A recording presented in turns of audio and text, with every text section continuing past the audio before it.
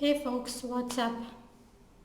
So it's been a month in lockdown. Though I've gone out, I think three or maximum four times.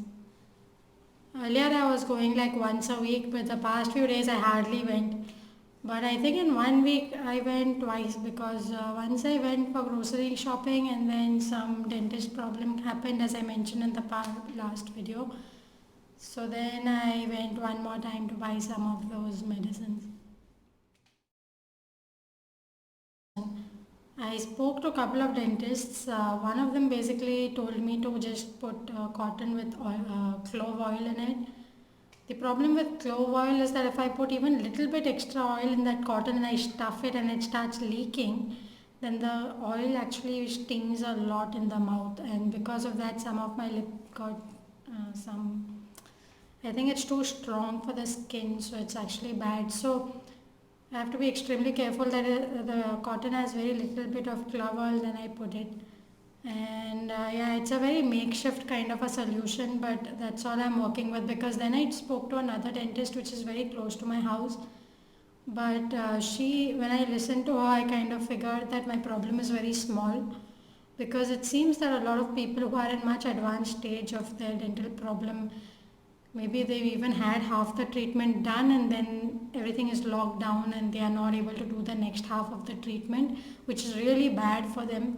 And then the doctor has just asked them to take painkiller medicines because what she told me is that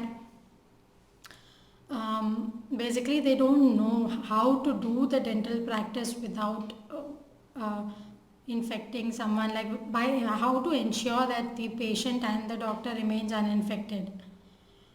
Because see, because of asymptomatic patients and there are no ready-made tests where we can say that okay, you get tested, get the results and then come for treatment. So there is a very high chance of asymptomatic patients coming in, and then if the doctor treats them, then they don't know how to sterilize or whatever, so that they just are not sure how to ensure a safe practice for all the other patients. So anyway, when I heard this and also the fact that so many people are in emergency problem with their tooth and they've just had to take painkillers and survive, then I figured my problem is very small. Let me be happy and let me do small home remedies as much as possible. And I'll have to make through max to max. I may get a cavity inside and it may grow. And then by the time everything is a little bit more settled, I may be able to do some kind of a deeper cavity and all, but that will be actually a very small thing compared to what a lot of other people are going to have to do. So apart from that, yeah, I don't know, it's nothing majorly new. I think because my area has become a hotspot, there was a death that happened in one of the houses, and some 30-40 people gathered there, which is so sad because there's a rule that maximum 10 people can meet for the funeral. So anyway, 30-40 people gathered there and they did all the function stuff, and then uh, the deceased person didn't get tested, so we don't know if he was COVID positive. Probably he was, most probably, because his wife and daughter were COVID positive later on. So then the whole situation has become pretty serious in my area because now all of these 30-40 people, at least half of them are probably positive. The tests have been done, results are awaited, and the entire area has been put under lockdown. And yesterday we had the Prime Minister talking about lockdown extension, so that's another 2 to 3 weeks depending on our area. And if our area is really a hotspot, then maybe even longer. So let us see.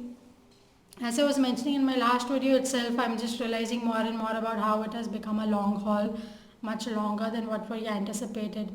And the other day I was speaking to my parents who are in Ahmedabad, and they were saying that hopefully once this opens up, I can actually travel there and meet them. But then I told them that look, even if it opens up, because they are senior citizens, I cannot go there until the entire threat is eliminated. Because by and large, at some point, we younger people will go out and we'll catch the virus and we will kind of get over it. Either, we get sick and we go through the process, or we just become asymptomatic or immune. In either case, we cannot give it to our older people. So it's how and when we meet the senior citizens who have been isolated is a question mark, which I think nobody wants to answer right now, which is fine because we have so many other things to answer. So that's pretty much it. Things have slowed down a bit more because the entire area has been declared as a no movement zone, which is great because otherwise it's just gonna spread. So I don't know what the no movement zone means because a lot of people are asking me what does it mean? Can you not step out? I said I assume I can't step out, but anyway, I right now don't know about it because I don't need anything right now, so I'm just waiting. I'll call my neighbors up and check what is the process when I need something. There probably is some process because this area is a pretty affluent one, so they will not just treat us badly, unlike the poorer areas and migrant laborers and stuff. Sad fact of society, but it's true. So yeah, that's it. I think there's one more thing to be done because last week I paid a lot of my bills. I didn't pay it in the first week of April because I was waiting for one payment to me. And other thing is I didn't keep I'm not able to keep track of time because I'm supposed to pay the rent for my flat also, and usually I do it by the 5th of the month, but I realized only on the 8th or 9th that a whole week has gone by, and then I paid it last week. So all of my bills got paid last week. Um, so now I need to decide about the donation because I've been telling my parents also. I think all of us who are in a affluent situation, we need to look at donating. So the thing is, there are a lot of charities that are coming up left, right, center, and I have figured out 4 types of charities to be looking at and to donate. So, if you have a total sum of X money, then maybe we just split it 25% to each charity or however you see fit. It was just because I was figuring out how should I donate, and this is what I figured. So I'll share my system with you is what I'm thinking. I'm planning to donate to like 4 different charities. The first one is the PM fund because so the central government has some money to give those packages and stuff.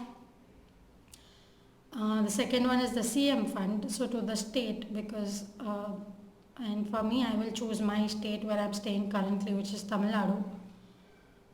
But of course I kind of belong to Bombay and Maharashtra, but okay, I can't I can't look at so many like that, but yeah, maybe it's possible, like I could split between Maharashtra and Tamil Nadu. That is also an option now that I'm thinking of it. So the first is the central government, the second is state government, depending on which state governments you want to choose. The third one is a specific NGO that is associated with us. So for me, it will be Isha Foundation because Sadhguru has clearly said that they need the money. They are doing a lot of rural efforts here very close to where I'm staying. So it's possible that I may actually go on ground and help them because I really want to. Currently, I'm not yet aware of what the system is, and I have not gotten in touch with the people to evaluate whether I need to go there or whether I can go there considering my area is in a containment zone. So all that stuff. But anyway, this is the NGO that I'll be donating to for sure, and I might actually give a 50% donation to Isha and then split the rest of the money to the other 3 charities. I need to figure out. I'm not even sure what sum of money I'm going to donate, but I definitely have to donate something because I am very clear that compared to a large amount of people, I'm in a much more better situation.